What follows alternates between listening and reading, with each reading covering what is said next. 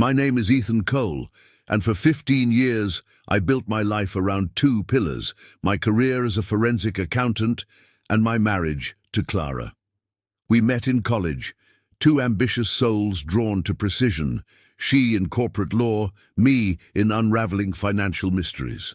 Our home in Boston was a testament to stability: muted tones, shelves lined with legal textbooks, and a shared Google Calendar that dictated every dinner reservation and weekend getaway. Clara called it order. I called it love. The cracks began subtly. Late nights at her firm became weekends spent catching up while I balanced spreadsheets for high-profile embezzlement cases. She started wearing a new perfume, spicy, unfamiliar, and laughed when I asked about it. "You're imagining things," she said, her smile sharp enough to cut glass. "But numbers don't lie, and neither do credit card statements." A charge for a boutique hotel in Martha's Vineyard appeared one Tuesday afternoon. Dated for a weekend, she'd claimed to be deposing a witness in Albany. I traced the receipt to a room booked under her name and a second key assigned to Daniel Hartman, her firm's rising star. I didn't confront her. Instead, I dove into the silence between us, dissecting every lie with the cold focus I reserved for corporate fraud. Security footage from the hotel lobby confirmed it. Clara and Daniel, hand in hand, laughing like teenagers. I memorized the timestamps, cross-referenced them with her texts, stuck at the office, ordered takeout, and felt something calcify inside me. Revenge, I decided, wouldn't be a blade to the heart. It would be a scalpel, precise and surgical, severing every thread of the life they'd built together. Daniel was the key. A junior partner with a taste for risk, he'd recently brokered a merger for a tech startup, a deal Clara had praised as career-defining. I began quietly auditing the company's filings, tracing shell corporations and offshore accounts until I found it, a $4.3 million discrepancy disguised as consulting fees. The startup's CEO, a wide-eyed Stanford grad, had no idea his golden parachute was leaking. Daniel did. He'd orchestrated the fraud, using Clara's legal acumen to draft airtight contracts that buried the theft. I compiled the evidence in an encrypted folder, labeling it Project Atlas. Clara's fingerprints were everywhere. Emails approving dubious clauses, signatures on documents that reeked of collusion. She degambled her ethics for a man who'd soon have neither ethics nor a career. But exposing them outright would have been too simple, too ordinary. Instead, I planted seeds. An anonymous tip to the startup's board, hinting at financial irregularities. A falsified audit trail sent to the SEC, carefully omitting Clara's role, for now. Let Daniel panic as the walls closed in. Let him turn to Clara for salvation, only to realize she couldn't save herself. By the time the first subpoena arrived at Daniel's office, Clara had stopped wearing the perfume. She'd begun staring at her phone, jaw tight, as headlines blared about the startup's impending collapse. "Everything okay?" I asked one evening, stirring marinara sauce while she scrolled through news alerts. Her smile faltered. "Just work stress." I nodded, ladling sauce over pasta, and thought, "You have no idea what stress is yet." The SEC's investigation snowballed.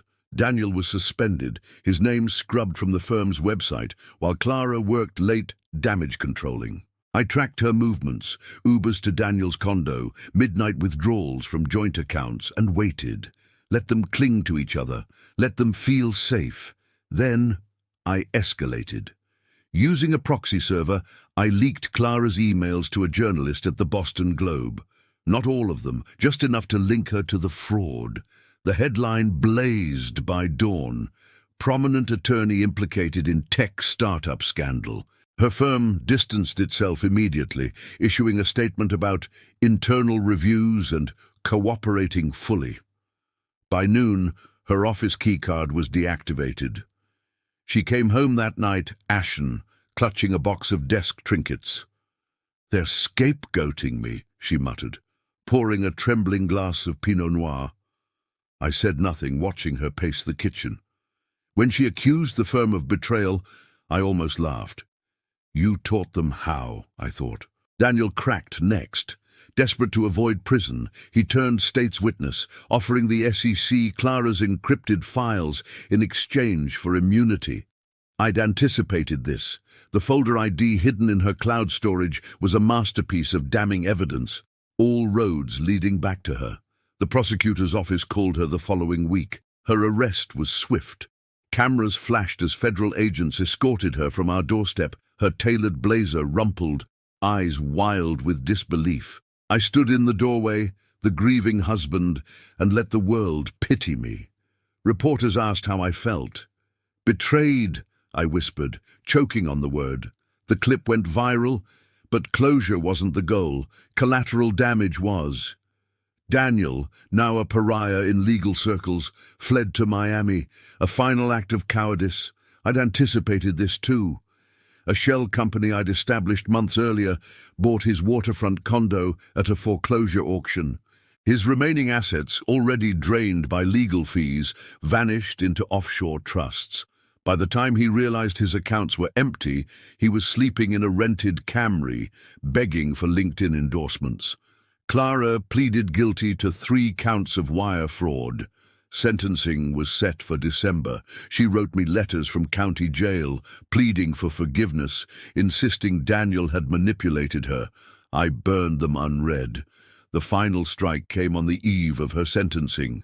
I requested a meeting at the detention center, clad in a charcoal suit she'd once called ruthlessly handsome.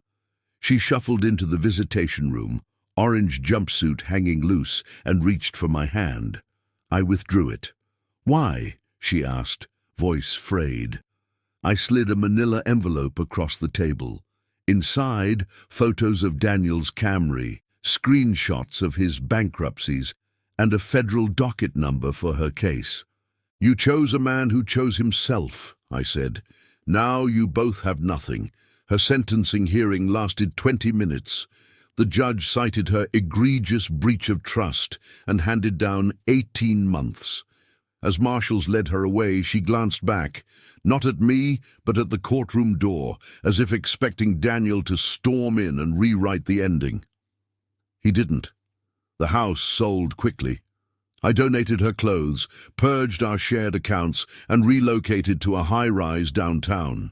Colleagues praised my resilience. How'd you survive the scandal, they'd ask. By trusting the numbers, I'd reply. Last month, a letter arrived from Clara. She'd been released early for good behavior. The note was brief. I'm staying with my sister in Providence. I'd like to talk. I archived it unread. Let her rebuild from ash. Let her tally the cost of every lie. Sometimes at night I walk to the harbor and watch the freighters glide into the darkness. Their lights flicker like old regrets, distant and indistinct. I don't miss her. I miss the woman she pretended to be, the one who loved spreadsheets and stability and me. But that woman never existed, and the man I became to destroy her. He's the only truth left. Revenge isn't a wildfire. It's a controlled burn, meticulous and patient, leaving nothing behind but scorched earth. And in that emptiness, I found clarity. The only ledger I'll ever balance again is my own.